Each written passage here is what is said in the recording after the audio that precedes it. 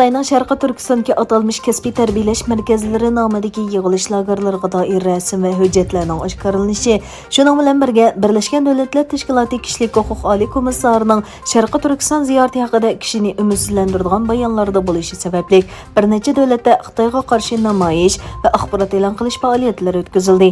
Shvetsiya Uyg'ur ma'arif uyushmasi poytaxt Stokholmdagi parlament binosi oldida Xitoyga qarshi namoyish o'tkazdi. Turkiyaning Qaysariy shahrida Sharqi Turkiston madaniyat va hamkorlik tashkiloti tomonidan Xitoyning irqiy qirg'inchiligiga qarshi namoyish va axborot e'lon qilish faoliyati o'tkazildi. Sharqi Turkiston madaniyat va uchur markazining sobiq raisi Abdujalil Qarqash apandi bu vaqtdagi bayonotida Birlashgan Davlatlar Tashkiloti kishilik huquq oliy komissarining Sharqi Turkiston ziyoratidan keyin qilgan so'zlarining kishini umidsizlantirganligini aytdi. U mundaq deb ko'rsatdi: Kishilik huquq tashkilotlarining doklati va to'xtamay oshkorlangan hujjatlar Xitoyning Sharqi Turkistondagi irqiy qirg'inchiligi va insoniyatga qarshi elib berilgan jinoyatlarni to'liq isbotladi. Shundaqdimi Turkiyaning Vatan partiyasining raisi Perinchikni o'z ichiga olgan bir qism kishilar Xitoyning jinoyatini yoshirishga urinib qolmay, balki zulmni qo'llamoqda. Bu kishilar Xitoydan keladigan iqtisodiy manfaat uchun haqiqiy ko'z yumdi. Amerika Tashqi ishlar ministri Antony Blinken Birlashgan Davlatlar Tashkiloti kishilik huquq oliy komissari Michelle Bacheletning Xitoydagi ziyorati haqida maxsus bayonot e'lon qildi. U yozma bayonotida Michelle Bacheletning bu qatimliq ziyorati hamda Xitoy hukumatining bu ziyoratga cheklama qo'yish urinishlarini ayblagan.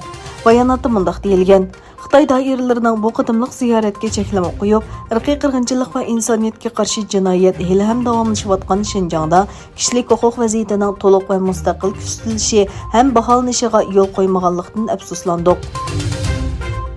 Samoa Arli bilan Xitoy to'nagan ikki davlatning hamkorligini taraqqiy qildirish to'g'risida kelishim imzoladi. Samoa taqim Arli hukumatining bayonotiga qaraganda, Xitoy tashqi ishlar ministri Wang Yi Samoa bosh ministri Fiam Naomi Matafa bilan ko'rishgan va klimat o'zgarishi, yuqum va bexatarlik masalalarini muzokara qilgan.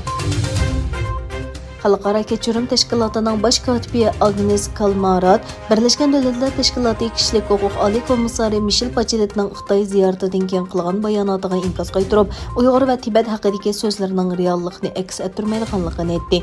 Kalmarat Twitterda o'zining diplomatik teatrni tushunganligini tilga olib, bu bayonotning Birlashgan Davlatlar Tashkiloti kishilik huquq oliy komissariga tava ekanligi va Xitoyning kishilik huquq xotirasiga munosabatli ekanligiga ishonish tasdiqladi.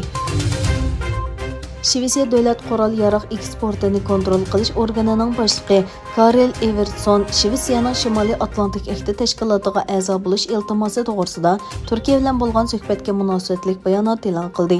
Shvetsiya davlat mudofaa komiteti talab qilgan sharoitda qurol eksport qilinadiganligini tilga olgan Evertsson, Turkiya hozircha bizning qurollarimizga muhtoj emas. U bizdan qurol sotib olmaydi. Biz mudofaa komitetining iltimosiga asosan baho beramiz. Biz bugungi sharoitda Turkiyaga qurol sota olamiz dedi. Arab Birlashma Xalifaligining raisi Muhammad bin Zayd Al Nahyan uch taraflik sanoatni bir gavdalantirish yig'inining bir qismi sifatida Iordaniya bosh ministri Bishir Al-Soni va Misr bosh ministri Mustafa Medbulni qabul qildi.